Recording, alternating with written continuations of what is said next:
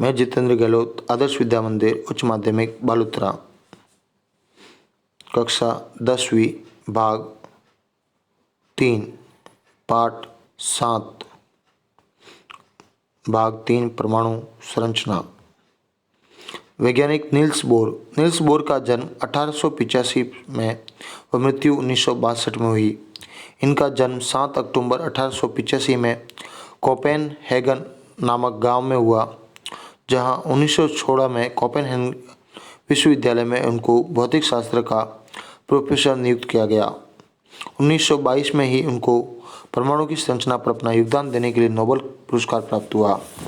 Professor bore की विविध लेखों पर आधारित 3 प्रमुख किताबें भी हैं, जिनमें 3 किताबों के नाम the theory of spectra and atomic constitution, atomic theory, वहीं द डिस्क्रिप्शन ऑफ नेचर आदि बुकें इनके द्वारा प्रकाशित हुई। बोर के परमाणु मॉडल के अनुसार बोर ने सन 1913 में नील्स बोर ने हाइड्रोजन परमाणु की संरचना तथा उसके स्पेक्ट्रम को समझाने के लिए प्रतिरूप बनाया तथा तर्कसंगत रूप से ये भी समझाया कि परमाणु का मॉडल किन परिकल्पनाओं पर आधारित होता है। सर्वप्रथम उन्होंने रदरफोर्ड के परमाणु मॉडल की कमियों को दूर करने का प्रयास किया, जिनमें उन्होंने सबसे पहले बताया कि परमाणु के केंद्र में नाभिक होता है और जो सामान्यतः धनावेशित कण प्रोटॉन के द्वारा निर्मित होता है, अर्थात उसमें उपस्थित होता है। इलेक्ट्रॉन नाभिक के चारों ओर निश्चित त्रिज्या व एवं ऊर्जा वाले पथ में गति करते हैं।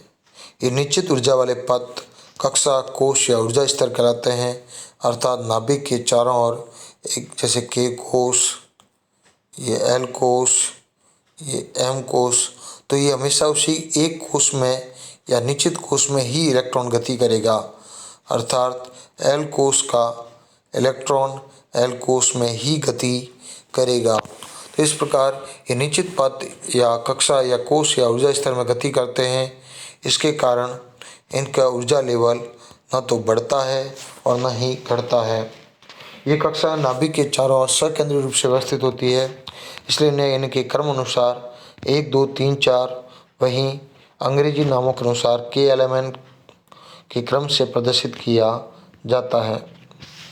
जैसे आप यहाँ पे देख सकते हैं कि नाभिक पहला भाग को के यानी n बराबर 1, दूसरा l बराबर 2, तीसरा m बराबर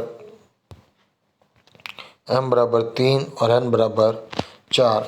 किसी भी परमाणु में कुछ ऊर्जा स्तर कक्षाएं के एलिमेंट या उनकी संख्या को 1, 2, 3, 4 से भी व्यक्त किया जा सकता है। वहीं इन्होंने बताया कि n का मान बढ़ने के साथ साथ कक्षाएं नाभिक से दूर होती है और दूर होने पर उनका ऊर्जा स्तर बढ़ता है, अर्थात n बराबर 1 यानी k की कक्षा की ऊर्जा सबसे कम होती है और जैसे जैसे वो नाभिक से दूर जाता है उसका ऊर्जा स्तर बढ़ता है। वहीं इन कक्षाओं में इलेक्ट्रॉनों का कोणीय संवेग mvr बराबर nh/2 का पूर्ण गुणज होता है। इसके प्लांक स्थिरांक में m इलेक्ट्रॉन का द्रव्यमान को m से, यहाँ के प्लांक स्थिरांक को h से, वहीं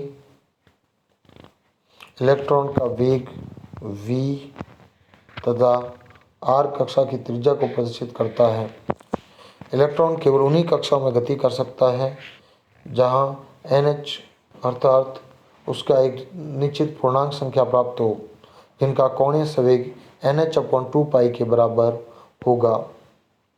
बोर के अनुसार एक निश्चित कक्षा में चक्कर लगाने पर इलेक्ट्रॉन की ऊर्जा में कोई निश्चित परिवर्तन नहीं आते हैं और कोई ज़्यादा परिवर्तन नहीं आएंगे।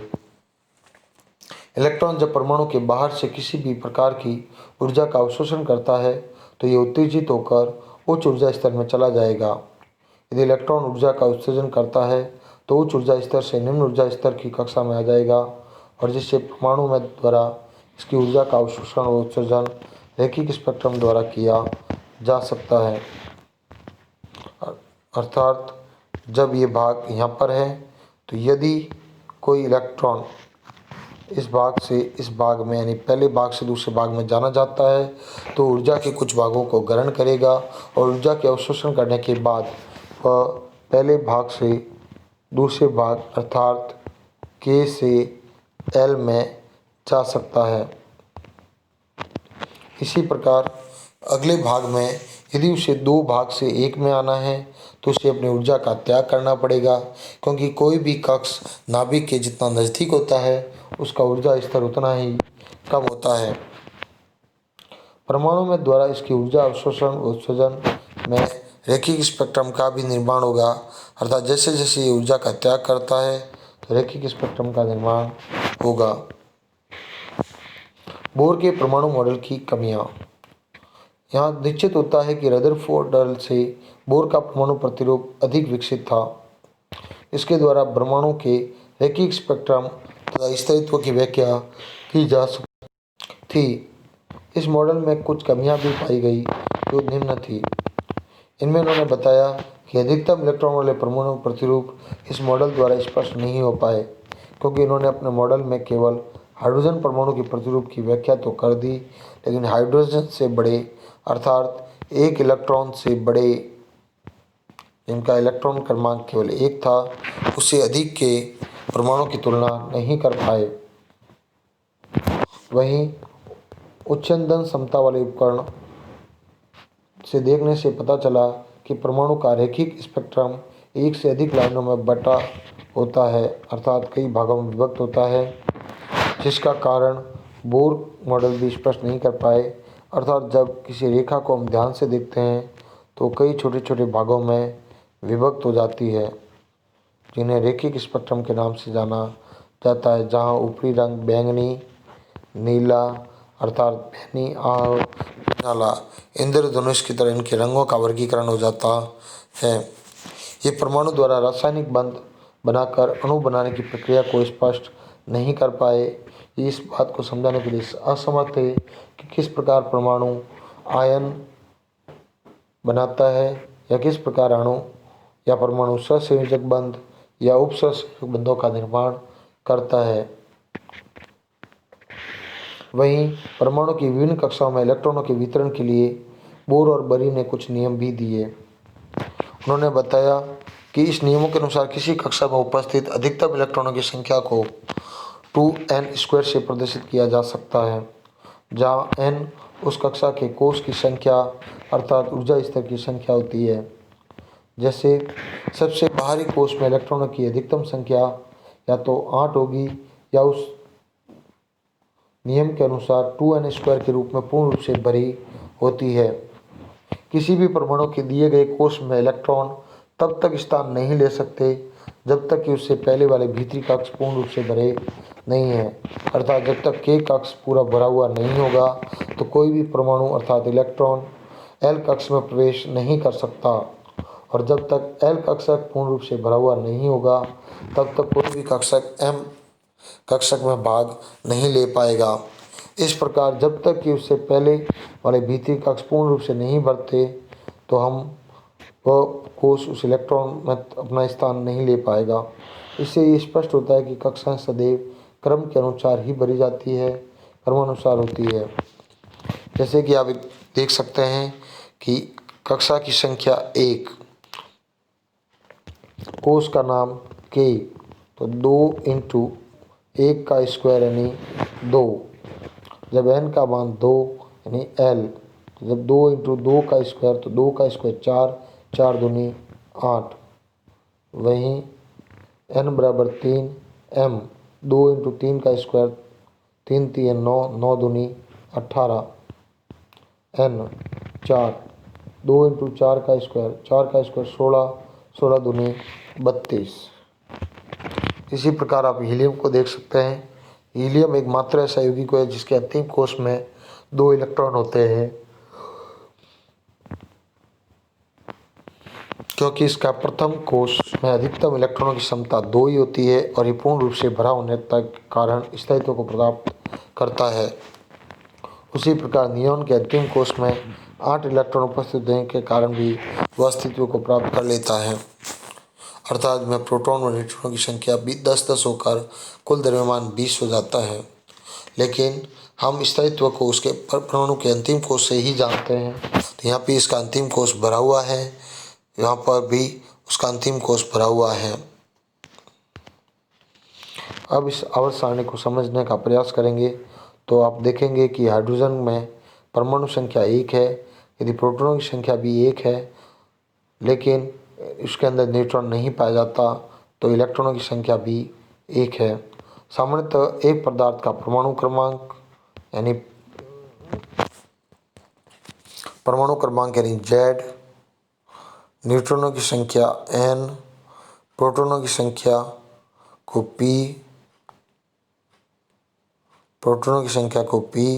व इलेक्ट्रॉनों की संख्या को E कहते हैं। जहाँ न्यूट्रॉनों की संख्या को आप यदि छोड़ दें तो इनका मान कुछ इस प्रकार दिखाई देगा। तो जिस प्रकार हमने अभी पढ़ा था कि जब तक के कोश पूर्ण रूप से भरा नहीं होगा तो इलेक्ट्रॉन दूसरे कोश में प्रस्तावित नहीं हो सकते। तो हाइड्रोजन का परमाणु क्रमांक 1, प्रोटॉन 1, तो पहला कोश पहले ही के में भर दिया गया। वहीं हाइड्रोजन का परमाणु क्रमांक 2, प्रोटॉन, न्यूट्रॉन व इलेक्ट्रॉन 2, तो इसी का 2 इलेक्ट्रॉन भी पहले के कोश में भर दिए गए क्योंकि उसके अंदर 2 इलेक्ट्रॉनों की क्षमता पाई जाती है। लिथियम परमाणु संख्या 3, प्रोटॉनों की और न्यूट्रॉनों की संख्या, तो प्रोटॉन 3, न्यूट्रॉन 4, इलेक्ट्रॉनों की संख्या 3, तो के की मान 2 और 2 इलेक्ट्रॉन के में भरने के बाद अगला इलेक्ट्रॉन ऑटोमेटिक एल कक्ष में चला जाएगा। जहाँ के अंतिम कोश को भरने के लिए उसके 2 इलेक्ट्रॉन चाहिए, जहाँ 1 की कमी है, अतः वह या तो 1 इलेक्ट्रॉन ग्रहण करेगा या उसको त्याग देगा। हीलियम के अंतिम कोश में 2 पूरे इलेक्ट्रॉन होने के कारण वह न तो इलेक्ट्रॉन लेता है न देता है, इसलिए वो 0 प्रदर्शित करता है। लिथियम के अंतिम कोश में 3 इलेक्ट्रॉन होने के कारण पहले में 2 कोश से भर जाता है और दूसरे में 1 इलेक्ट्रॉन को वो त्याग देता है, अर्थात एक संयोजकता प्रदर्शित करेगा। इस प्रकार भिन्न भिन्न प्रकार के परमाणु भिन्न भिन्न प्रकार की संयोजकता प्रदर्शित करते हैं और उनके इलेक्ट्रॉनों को उनके इलेक्ट्रॉन क्रमांक से भरा जाता है। जहां आप 1 से 18 तत्वों की परमाणु संरचनाओं का व्यवस्थित चित्र भी देख सकते हैं। किस प्रकार हाइड्रोजन के अंतिम कोश में 1 इलेक्ट्रॉन, हीलियम के अंतिम कोश में 2, लिथियम के पहले में 2 और दूसरे में 1, और इस प्रकार भिन्न भिन्न तत्वों के परमाणु क्रमांक भरे होते हैं। जहां आर्गन के पहले कोश में 2, दूसरे में 8 और तीसरे में भी 8 इलेक्ट्रॉन होते हैं। परमाणु की संरचना ज्ञात करने के साथ साथ अनेक प्रकार के तत्वों की भी खोजें होती रही और इन तत्वों के प्रत्येक परमाणु संरचना तथा विशेष गुणों को स्पष्ट रूप से भी पहचाना गया। अब तक ये तो ज्ञात हो चुका था कि सभी पदार्थ तत्व परमाणु से बने हैं और इन तत्वों से संबंधित जानकारी को व्यवस्थित करने का प्रयास भी किया जा रहा था। एक प्रश्न है, 4 कक्षाओं वाले बोर के परमाणु मॉडल का चित्र, तो आपको ये चित्र भी बनाना है और इस कक्षाओं का व्यवस्थित नामकरण भी करना है। वहीं कार्बन और सोडियम के परमाणु में इलेक्ट्रॉनों का वितरण किस प्रकार था, तो यदि आप चित्र को ध्यान से देखेंगे तो देखेंगे पहले कोश में 2 यानी के में 2 और एल में 4 इलेक्ट्रॉन। सोडियम का इलेक्ट्रॉनिक वितरण, तो सोडियम के पहले कोश में 2, दूसरे में 8 और तीसरे में 1 इलेक्ट्रॉन था। अगर किसी परमाणु का के और एल दोनों ही कोश भरे हैं तो उस परमाणु में इलेक्ट्रॉनों की संख्या कितनी होगी, तो के का बढ़ना यानी 2, एल का बढ़ना अधिकतम 8, 2 और 8 10। क्लोरीन, सल्फर और मैग्नीशियम की परमाणु संख्या में आप इसकी संख्या संयोजकता प्राप्त कर सकते हैं। हाँ, क्योंकि पहले कोश में अधिकतम 2, दूसरे में 8, 2 और 8 10 हुए तो पीछे 7 इलेक्ट्रॉन बचे, अर्थात तीसरे कोश में 7। अब उसके पास 1 इलेक्ट्रॉन की कमी है, अर्थात उसकी संयोजकता 1 होगी। वहीं सल्फर का परमाणु क्रमांक संख्या 16, तो पहले में 2, दूसरे में 8, 2 और 8 10, अर्थात तीसरे में 6 इलेक्ट्रॉन हुए। इस समय 6 इलेक्ट्रॉन होने के कारण उसमें 2 इलेक्ट्रॉनों की कमी है, अर्थात वो 2 इलेक्ट्रॉन ग्रहण करेगी, अर्थात उसकी संयोजकता 2। वहीं मैग्नीशियम का परमाणु क्रमांक पहले 2, फिर 8, 2 और 8 10। अब m इलेक्ट्रॉन के अंदर या तो वो 2 इलेक्ट्रॉन दे दे या 6 इलेक्ट्रॉन ले, तो 2 इलेक्ट्रॉन देना ज़्यादा आसान होता है। अतः संयोजी इलेक्ट्रॉन की संख्या 2 होगी, उसकी संयोजकता भी 2 मानी जाएगी।